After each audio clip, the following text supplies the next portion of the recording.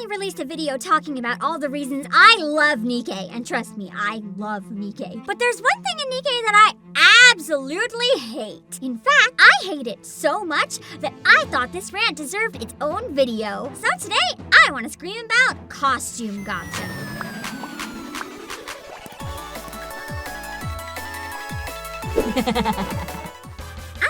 Pretty unfavorable opinion of gacha after watching countless friends spend way more money than they could afford on characters they didn't even get. Nikke was the first gacha game to change my mind and teach me that gacha games can truly be free-to-play friendly. Though you obviously aren't going to max out every character and it'll take longer to build your characters or cross the 160 wall, for the most part, Nikke offers a generous amount of free pulls. So if you save carefully into your dailies, you can usually get every limited time unit and at least wishlist characters you miss, upping your chance of getting them in the future. I do buy the monthly gem pass and the occasional costume, and I've managed to pull every single character I've ever wanted so far in the game. In fact, I've been so good at saving pulls that I have almost 2,000 pulls saved up. Yeah, I need to do a pulls stream soon. So there's never a shortage of pulls, whether you're pulling for fun or for specific characters. So as long as you're okay not maxing out characters, at least for me, there's never really an impulse to wail. For the most part, the thing I find unethical about gacha games is that they take advantage of a player's attachment to characters to get them to spend huge amounts of money pulling for characters they might not even get, or making dupes required for characters to be usable. But having realized this hasn't been an issue in Nikke, I decided to continue playing Nikke long term and fell in love with it. However, with the introduction of costume gacha, this idea of minimal or no spending was thrown out the window. Costume gacha is a system in Nikke where for temporary periods, usually around 2 weeks during larger events, you can pull for a limited time skin for a specific waifu.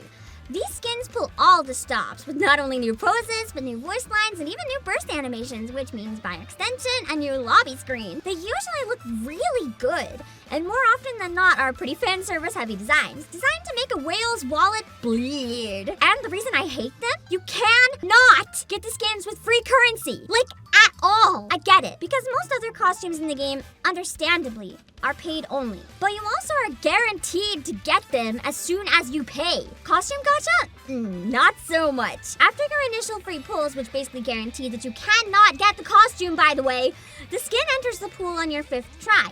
And on the 5th try, your odds are a whopping 0.9434%. Yeah, that's less of a chance than actually pulling a banner character in this game for a costume! It might seem like the odds are even across all the prizes, but really, most people have to pull all 10 pulls to get the costume, which means spending a full $60 USD, despite hoping that maybe they'll be lucky and get it sooner. So essentially, it's just a $60 costume. The costume is just a costume, by the way. It doesn't come with a copy or even a spare body of the character, which is wild to me. That's the cost of a full-priced game.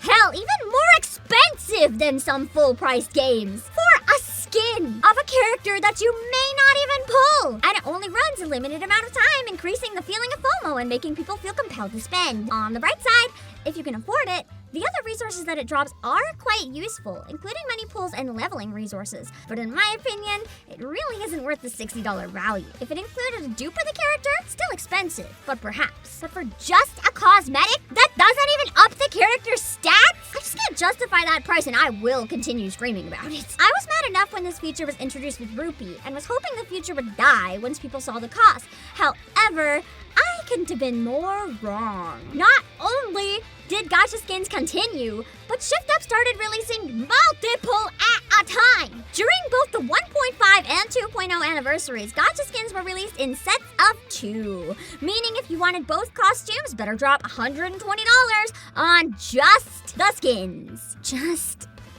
the skins. Yay. But they're popular. They're super popular. And so no matter how much I scream, Shift Up keeps releasing them. And as long as they keep making money, that'll continue. Because, you know, it's a business. The game's got to keep making money to stay alive, so I can't really blame them for taking advantage of something that works. But I can scream and beg them to make the costume include a dupe. Even if it won't happen, I can beg, I can hope. And I will continue to avoid costume gacha until it changes, because that's just out of the price range I'm willing to spend. At least, I hope so. I'm fighting the urge to spend on Scarlet. Fighting the urge so hard, my dudes. If you can afford it and it's worth it for you, that's great. No shame if you genuinely feel it's worth the cost. But for me, I I can make do with the default outfits. Have you ever spent on a gacha skin before? Was it worth it for you? Let me know in the comments.